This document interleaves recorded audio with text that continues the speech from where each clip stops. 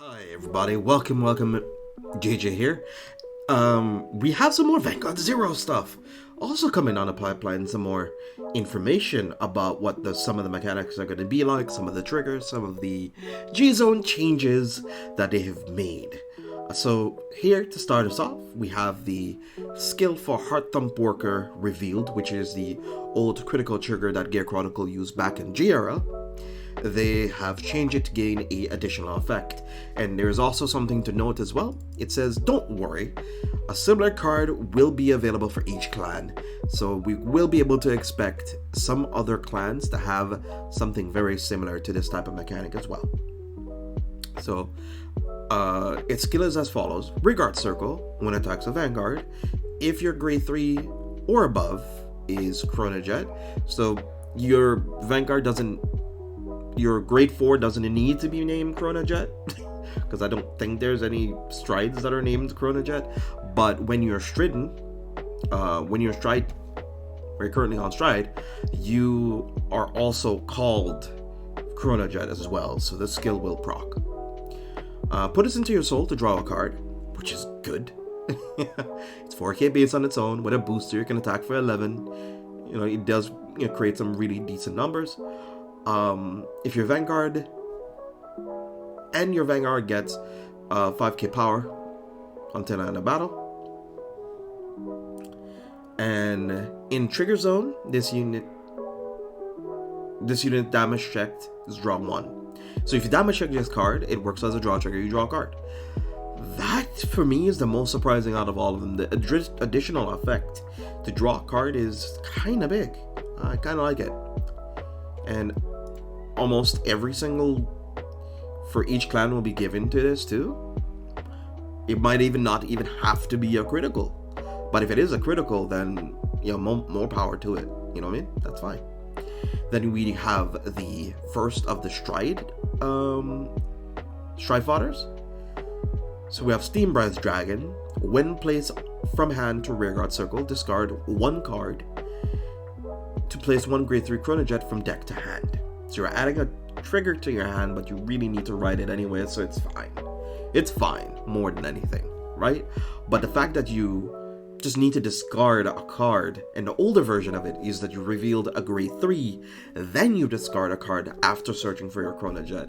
And I think I really do like this change, because there's oftentimes you have some pretty dead cards in your hand that don't really do anything or help you out, or you can lose some of those pieces, especially if they're triggers. Then this is nice. This is really, really nice. And when using it for stride, it gets grade +2. It's good. Good stuff. Good stuff. And then similar cards in all clans will be printed. And then you have Ragna Clock, which is our GR of the set. I think olden days it used to be a triple rare, so it's interesting that they made it a GR. Stride, mechanic of stride being explained there. When this unit attacks a Vanguard, you can pay a Counterblast 1, G Persona Blast, so flip a copy of itself face up. So you will need to have more copies of it. When your opponent cannot guard with grade 0s from their hand until the end of battle. So you cannot use the Hill Guardians that we got introduced to earlier.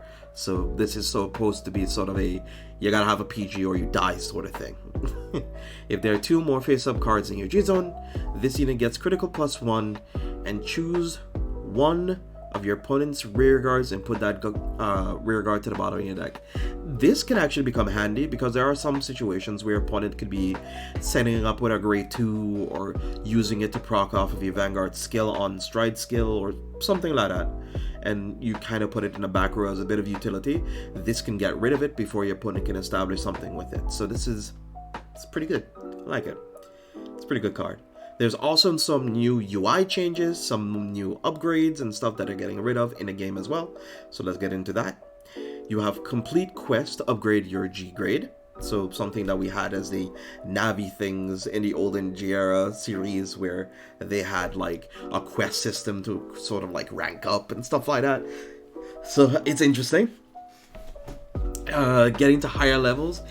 To get rewards, quests can be only completed 9 times, and you can change 3 missions for free every day.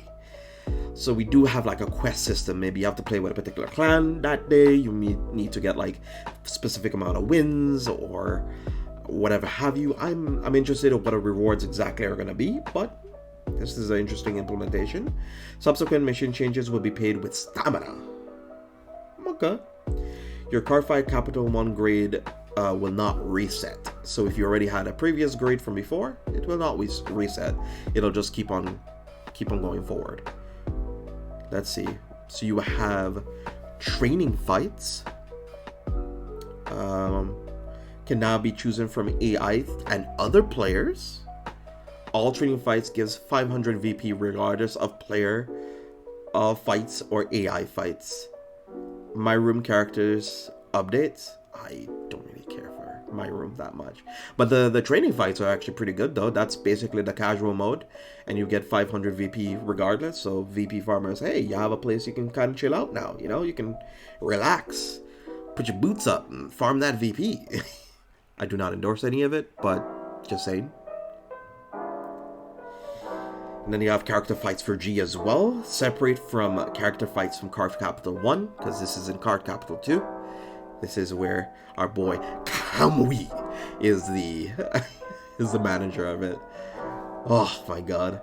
It's actually so sick. I love it. Or like, I think assistant manager actually. Then you have changed is the daily mission system that we had from the previous iteration. Daily missions look at bottom for more details. Friendship levels with character fights, challenge fights, and sample decks will be discontinued.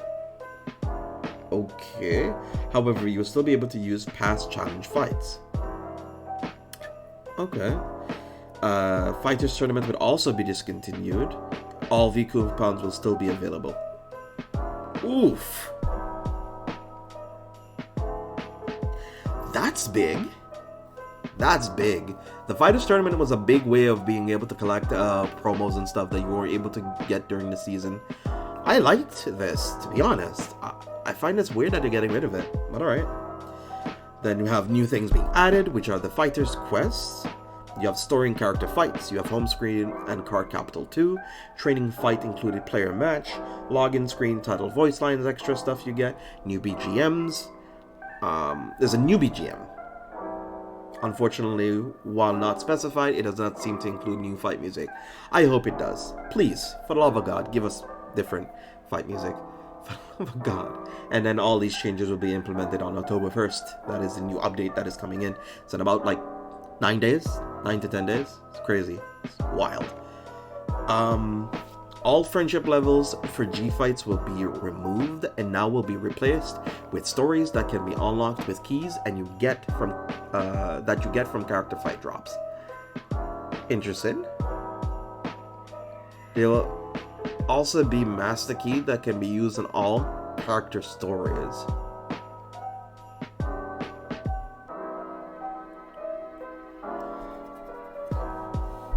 I wonder. So we got a master key as well that unlocks all of it. As much of it as possible. Huh. Okay. And we also got some new card reveals as well. Just recently today. So we have Blue Sky Knight Ultimate. So GB2, all your front row units get plus 5k. That's not bad. Not bad at all. Then when you stride, call up to 2 units from your hand. The call unit gets 5k until end of turn. Additionally, you may put a grade 2 from your drop zone to the bottom of your deck. That's... I wish the original one had this. This would have made Ultimate so much better. Just infinitely better. Infinitely better. And then when placed, plus 3k until end of turn. This is...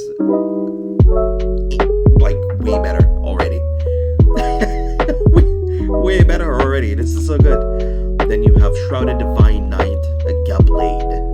When student attack hits a Vanguard, which it will hit your opponent's Vanguard, call a grade 2 or grade in from your deck, so you get an extra multi-attack going. So that's good. So you could probably call a booster and a 9k, hit with 9k, hit with the other 9k or 10k, then hit with your Vanguard that has the skill, and then you get to call an extra grade 2 from your deck. And if you stride, you get to send back a grade 2 back into your deck again. So you're basically making profit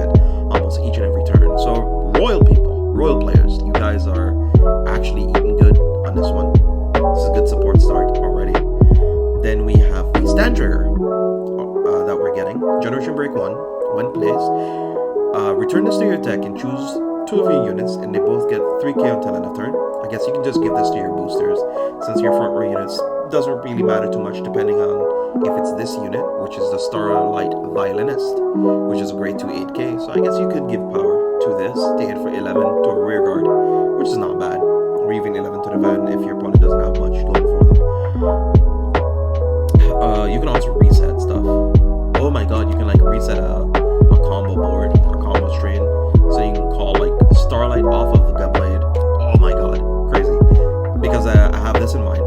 Starlight Violinist says, Vanguard Rearguard Circle 1, play Soul Blast 1, Counterblast 1. Call a grade 2 card other than Starlight Violinist from your deck. So you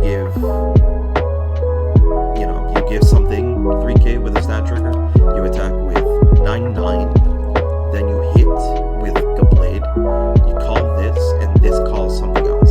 So then you could just like reset 5 attacks. That's crazy. That's so good. That's so good. That's so good.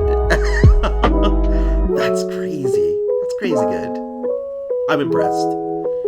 You can get some like really interesting combos going off with Royals already from the start, just with these cards alone. But yeah, that's it. Let me guys know what you think. Let me know what you think in the comments below. What do you guys think of the Vanguard Zero changes that are going to be implemented in JP? What they could mean for English? And tell me how excited are you for possible Neo-Nectar support? What do you think Asha is going to do? Let me know in the comments. Be awesome, stay awesome. Have a wonderful day. Thank you for tuning in and stopping on by. This has been JJ. Until next time.